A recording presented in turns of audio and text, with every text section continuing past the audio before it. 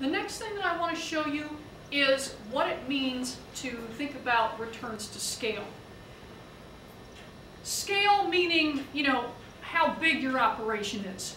Do you need more plants, for example? Do you need to open more locations of your business?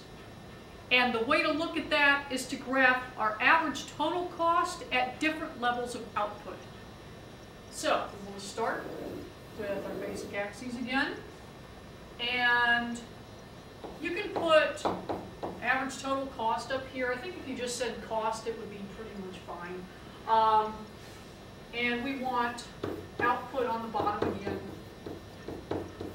And we're putting output, again, to clarify Q so that we don't think that that's one of our inputs, because we are changing what Q means a little bit. All right. Your average total cost is going to be kind of bowl-shaped. If we graph that for different quantities, and here we're really going from the short run to the long run. So we have average total cost 1, this quantity,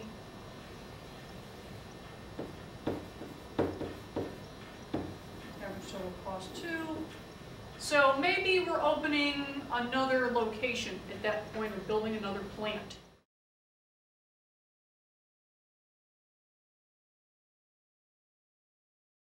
So we're increasing average total cost. We're moving out to higher levels of quantity.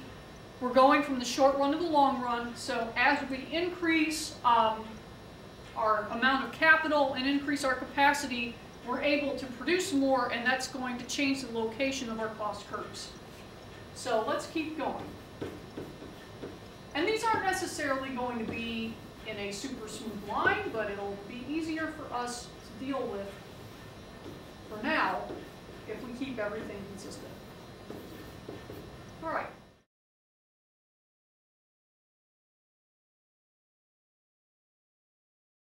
So these are 4 short-run average total cost curves as we are moving to greater quantities and increasing our level of production. So this is kind of the long short run, if you want to think of it that way. Now, how do we get from this to our long run average total cost curve? It's real easy. What we want to do is connect these low points. And this one actually should be a little bit further down to be consistent. So we want our great big bowl. So this is now our long run average total cost.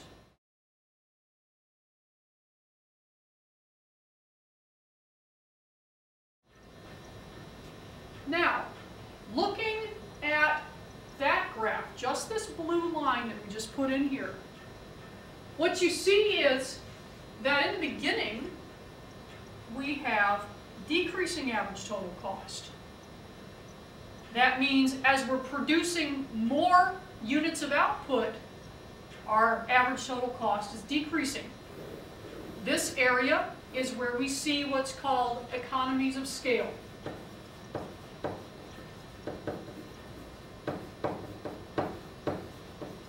And if you want an easy way to think about that, for economies of scale, this is the area where bigger is better. Pretend I can spell. So that as you are increasing production, you're doing better in terms of your average total cost.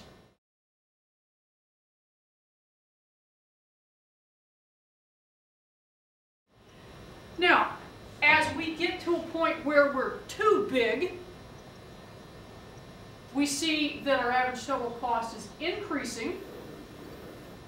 You don't want to be over here. These would be your diseconomies of scale.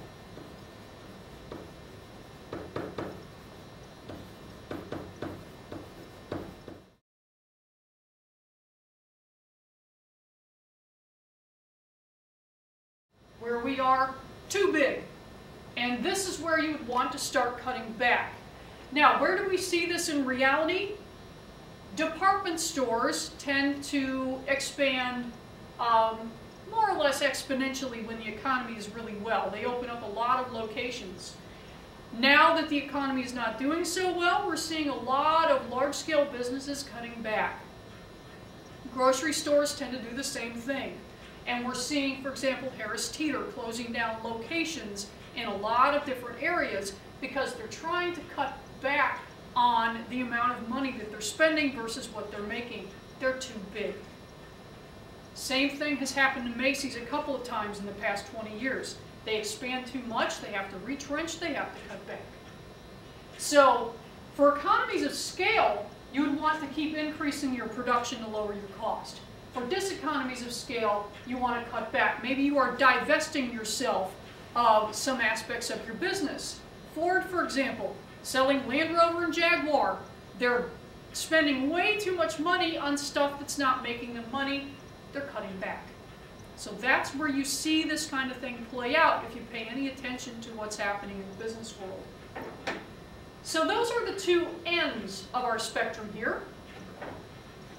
This area in the middle, where it's basically flat, we call constant returns to scale.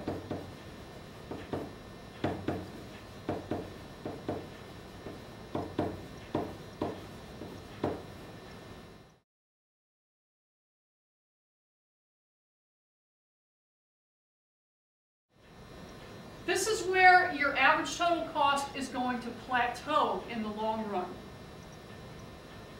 So you really don't want to be in this first area because that says, hey, if we just keep increasing production, it'll keep going down.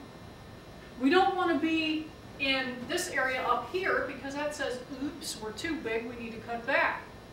But if you are in this area of constant returns to scale, which might be, through a wide variety of, possible output quantities, or it might be fairly narrow. It depends on the nature of the business and the nature of your production.